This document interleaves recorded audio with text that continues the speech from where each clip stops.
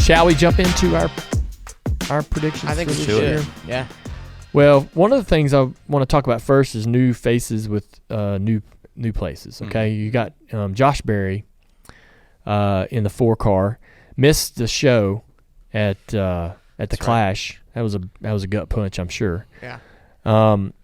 I believe I've just got short comments on all of these. I believe Barry will perform well enough to earn more time in the 4-car. Take that however you want. I think that he's going to have a hard time at that car was up and down last year. SHR wasn't very good at all. I think SHR gets better, a little better. They take a few steps forward, and an improvement like maybe kind of similar to Roush. And so maybe not. I don't think they get the wins that Brad and those guys got last year in the 6 and the 17. But I think Brad gets a win this year. But anyways, I was going to get to that in a minute. But I think that SHR moves up. So Gragson, he's back, right? I think he has a better performance than he had in the 42 car when he was in the Cup Series last year. And I think hopefully he's gotten it together, right, and can stick around, stay out of trouble. But I'm interested to watch Josh and Gragson because they worked here at Junior Motorsports and they seem to get along pretty well as teammates, and that'll be interesting to see how they can kind of challenge each other at SHR. But I think they both don't have these like performances that they want to have. At the end of the year, they're both going to say, man, I wish we would have done better than we did. But I think they'll do well enough to satisfy the critics, right, to keep the heat off and allow them to continue to try to improve. So I don't think that anybody's going to be calling for their jobs at the end of the year. Daniel Hemrick and Colleague, I believe they're going to struggle. I don't know. The Colleague thing, changed quite a bit in their drivers in terms of Xfinity and the Cup side. So, I'm not actually sure what to expect, but I just got a feeling that Daniel's going to have a very similar existence that he had when he was with RCR in the Cup Series. That's what I think we're going to see in terms of performance for him. Nemechek, I think that he's going to have flashes of potential. We're going to see kind of like we did when he was in the Truck Series with Kyle. He's going to have these days where you're like, okay, this guy can get there. This guy can do it. He can be one of the top 10 drivers in the series. But I think there'll be the other weekends where they struggle just as an organization, as a team. But I think he's a big. He has a lot of upside. Haley, I talked about that at the top of the show. I think he overachieved in the 51. And I think Spire improves performance on all their cars, probably an average of 5 positions this year. And I think the 7 wins. So I believe that, yeah. That's kind of bold. Yeah. I think, so we can go to our bold predictions. That's one of them. I think that Corey LaJoie takes Spire to victory lane. I believe that puts Corey LaJoie in the top 16 in my 16. Man. Oh, wow. Yeah. So I had to take somebody out. Who's out? Busher. Okay. Really? Listen, I think that Brad ends up winning a race this year. I think that the performance in terms of statistically flips between the 6 and the 17. I think it's Brad's year. He might win the Daytona 500. So, but I think Busher runs well, but somebody, when you put a LaJoie into the playoffs, somebody has to leave, right? You can't have you can't have 17, you can't have 18. Right. Somebody has to leave. So I think Ty Gibbs makes the round of 12. I don't think he's racing on the bubble trying to get in the playoffs this year. I think he gets a win, maybe 2. And Brad Keselowski, I think, wins a couple races. Chase Elliott rebounds. That's, I think he has a competitive season, couple of wins. I got Chase going to the round of 8.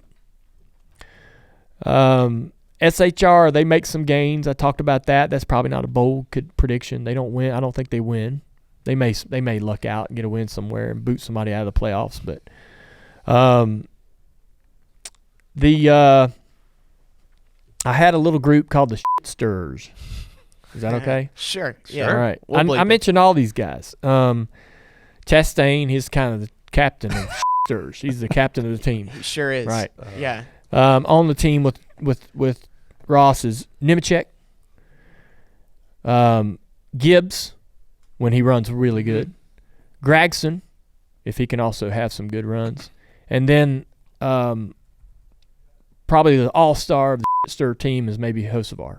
Oh yeah. There's gonna be some big moments. Yeah. I love that lineup. Yeah. That's like a basketball team from the 90s that plays dirty. Yeah. They're just all What in is there. that movie that Pistons, The Bad News basically. Bears? or No. whatever? Yeah, they're kind of like the Bad News Bears, but then the movie with Will Ferrell, the basketball. Oh, semi-pro. Yeah, they're the Love that. That's who these guys are, man. The Flint, Michigan Tropics. Yes, yes, they're the Flint, Michigan Tropics. Yeah, that's going to be a good group to keep an eye on. And there's my bold predictions. Championship 4. Wait, so hold on. The Stirs. Yes. How many of them make the playoffs then? Okay, so in my on Give the me 16. huh? Give me your. You tell want all me- of my 16? Yeah, I want your 16. Okay. LaJoy, Bubba Wallace, Kyle Busch, Brad Keselowski, Christopher Bell, Chastain, Bowman, Gibbs, Chase Elliott, Reddick, Truex, Byron, Logano, Larson, Hamlin, Blaney. No, Wow. Bowman. Huh? No, he said No. Bowman. Oh, you said Bowman. All four. Sorry. all Sorry, four did I go Hellcat too cars? fast? No.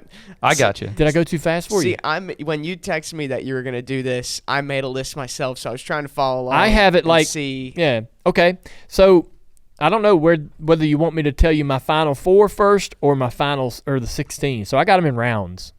If you got him. So in my rounds, I round wanna of hear 'em. 16 is LaJoy, Bubba, Kyle Busch, and Brad. Out.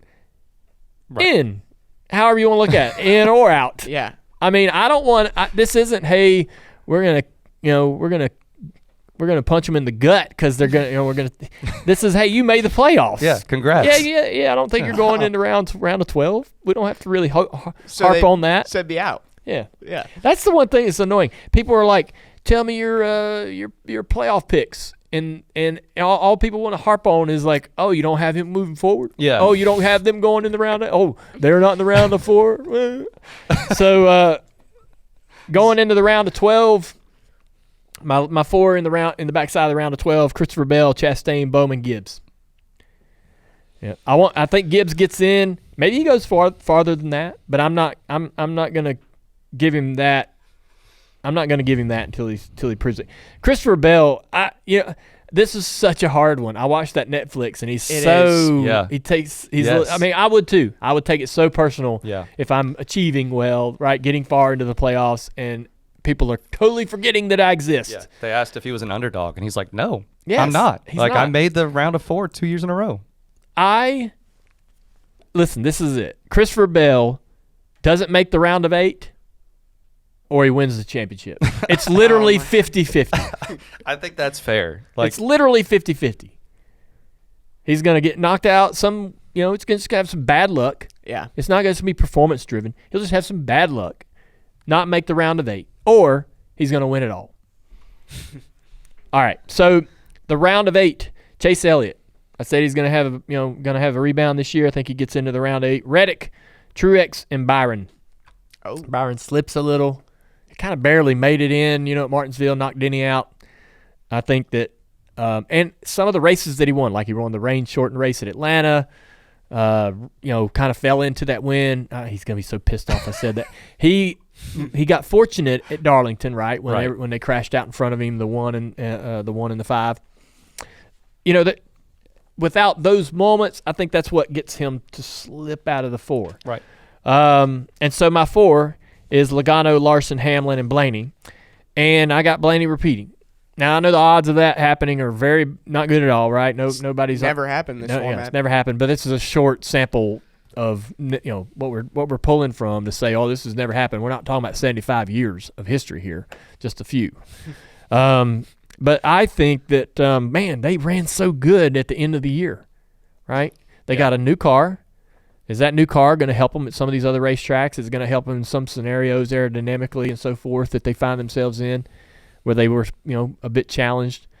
I know the Toyota also has a new car too, so could be interesting to see how that matters. That the little changes in the front end Especially, I think, where we're mainly going to see is at Daytona and Talladega where the pushing happens. They made the Toyota a lot better in terms of being able to push another car, I think. The Ford was already great at that. But I think the Ford's going back the other way in terms of trying to get, what they give up in aerodynamic advantages to be able to have that flat nose to push at Daytona and Talladega hurts them everywhere else. And so they've kind of dialed that back a little bit to gain some benefit. Well, another thing to think about is there's 2 more Toyotas in the field this year. So at Daytona and Talladega, you're going to have a little bit more help on that third line that Bubba was trying to make Dalton, happen. that's a really, really good point, because when we do get into the meat of the race, it does come down to the numbers, and a lot of times Toyota guys are always short. There's a lot of Fords, a lot of Chevrolets. They're always working together when they can, and the Toyotas, especially when they lose a car or two throughout the race, then it really starts to show that they don't have the numbers. Right. But anyhow, I think that it's a toss-up in terms of the championship between Christopher Bell and Blaney. But if Blaney wins it, Bell's going to finish outside the top 8 in points. Sorry.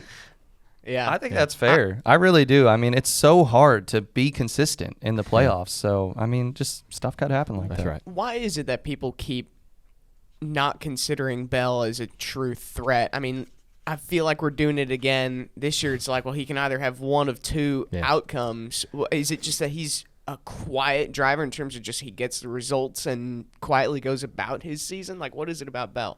Yeah, I think that the thing about Christopher is his demeanor. I don't think that I think his personality is fine, and I think that he is easy to like, easy to be around. But I don't know. I don't know how to describe it for you, because I do not want to insult the guy, because he doesn't deserve it. He's a hell of a driver. Larson will tell you he's amazing. He is a great driver. But there's this sort of he's very neutral, right? Sort of similar to Jimmy Johnson in terms of personality. Right. I know Jimmy Johnson is one kick-ass dude. Lots of fun to be around.